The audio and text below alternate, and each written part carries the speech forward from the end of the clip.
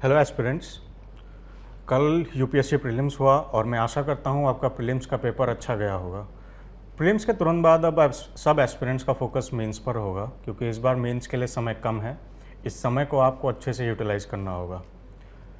Mains का मतलब answer writing, और आंसर राइटिंग स्किल के लिए सबसे अच्छा सोर्स टॉपर्स कॉपी होता है, and that too which is thoroughly check by subject faculties.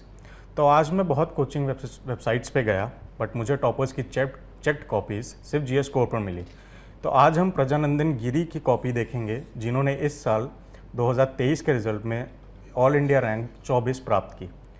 इनका मेंस का स्कोर 826 रहा, जिसमें से इन्होंने 118 मार्क्स एथिक्स में प्राप्त किए। तो आइए इनके क्वेश्चंस देखते हैं, कैसे एक टॉपर ने अपना एथिक्स का पेपर लिखा अपने मेंस एग्ज़ाम से पहले।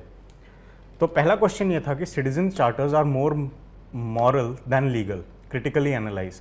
अब इसमें 3 कीवर्ड्स हैं, सिटीजन चार्टर्स, मॉरल और लीगल। तो सबसे पहले प्रजानंदन ने क्या किया, एक सिटीजन चार्टर को एक अच्छे डेफिनेशन में डिफाइन किया, बहुत संक्षेप में, बहुत अच्छे से, बहुत क्लीन हैंडराइटिंग में। फिर वो सेकंड पार्ट पे गए क्वेश्चंस के, जहाँ पूछता है कि ये मोर मॉरल है लीगल से। तो वहाँ पे उन्होंने बहुत क्रिस्प 4 पॉइंट्स लिए, बहुत अच्छे से समझाया, ताकि एग्जामिनर को पता चल जाए कि ये मोर मॉरल दैन लीगल क्यों है।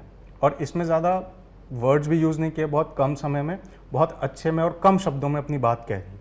फिर आए तीसरे पार्ट पे, जहाँ लिखते हैं क्रिटिकली एनालाइज। क्रिटिकली एनालाइज में इन्होंने ये देखा कि 2 डायमेंशन कवर की, जैसे कि ये लीगल ज़्यादा क्यों होना चाहिए और इसके क्या क्या हमें स्टेप्स लेने चाहिए। तो इस पूरे ही क्वेश्चन में इन्होंने 3 पार्ट में इसको डिवाइड किया, 3 कीवर्ड्स लिए और फिर अपने पूरे क्वेश्चन को कंप्लीट किया बहुत ही अच्छे स्ट्रक्चर में, जिसकी वजह से इनको 10 में से 4 मिले। और इसी वजह से इनका स्कोर जो एथिक्स में रहा है 2023 में, वो 118 गया है। अब आते हैं दूसरे क्वेश्चन पे। दूसरा क्वेश्चन में 3 स्टेटमेंट में पूछा गया क्वेश्चन है, जिसमें पूछा है an attitude of contentment it is an antidote to the tendency of consumerism. Do you agree with the idea of contentment, substantiate. अब इसमें 4 चीज़ें हैं, attitude of contentment, antidote of tendency of consumerism, idea of contentment and substantiate. तो सबसे पहले इन्होंने क्या किया, कंज्यूमरिज्म को 2 पार्ट में डिफाइन किया। फर्स्ट कंटेम्प्रेरी कंटेक्स्ट में, और दूसरा एक एग्जाम्पल लिया है एशियन टेक्स्ट का, जो कि भगवद गीता का। इससे ये पता चलता है कि टॉपर्स की नॉलेज कितनी वाइड है, उसकी नॉलेज की डेप्थ कितनी वाइड है, और वो कितना अवेयर है चीज़ों से। अगर सिर्फ वो ग्लोबलाइजेशन वाले पॉइंट पर रुक जाता तो शायद इतना अच्छा नहीं होता, या सिर्फ भगवद गीता का एग्जाम्पल देता। इससे पता चलता है कि उसकी नॉलेज अलग अलग सब्जेक्ट्स में बहुत अच्छी है। फिर वो उसी में सेम पॉइंट्स में वो अपना इम्पैक्ट विद कंटेंटमेंट बताता है, विदाउट कंटेंटमेंट, जिसमें उन्होंने 4 पॉइंट्स में कीवर्ड्स लिए हैं, जिनको अंडरलाइन किया है।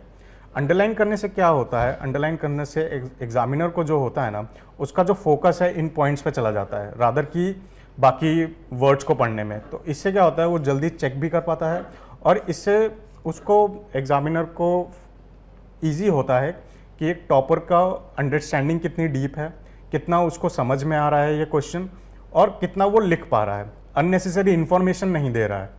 इससे फ़ायदा एक होता है कि नेगेटिव इम्पैक्ट नहीं पड़ता है, तो एग्जामिनर को अच्छा भी लगता है और उसका काम आसान होता है। सिमिलरली उसने आगे के पॉइंट्स में सेम एक्सप्लेन भी किया है। अब ये भी ना हो कि पॉइंट्स छोटे छोटे लिखने के चक्कर में एग्जामिनर को लगे कि इसने सिर्फ तुक्के मारे हैं, तो इसलिए उन्होंने आगे का जो पैराग्राफ है, जिसमें कंटेंटमेंट एज एंटीडोट लिया, उसमें उन्होंने पॉइंट्स को अच्छे से एक्सप्लेन भी किया है। ठीक है, और फिर एक्सप्लेनेशन को इन्होंने अच्छे से एक पॉजिटिव नोट पे छोड़ा है, जिसकी वजह से इनको 10 में से 3 मिले हैं। और फिर आप जानते हैं 10 में से 3, 10 में से 4 एक अच्छा स्कोर है, क्योंकि मेंस में 50% स्कोर लाना ही एक टारगेट होता है, ताकि आप टॉप 100 में आ जाएं। तो टेस्ट सीरीज़ में या किसी भी टेस्ट में अगर आपका स्कोर 10 से 4, 10 में से 3, 10 में से 5 आ रहा है, तो बहुत अच्छा स्कोर है। तो मैं आशा करता हूँ कि आपको इस कॉपी से बहुत फ़ायदा मिला होगा। बाकी इसी तरह हम और भी टॉपर्स की कॉपी लाते रहेंगे, और टॉपर्स की कॉपी को कैसे समझना है ये हम बताते रहेंगे। Thank you.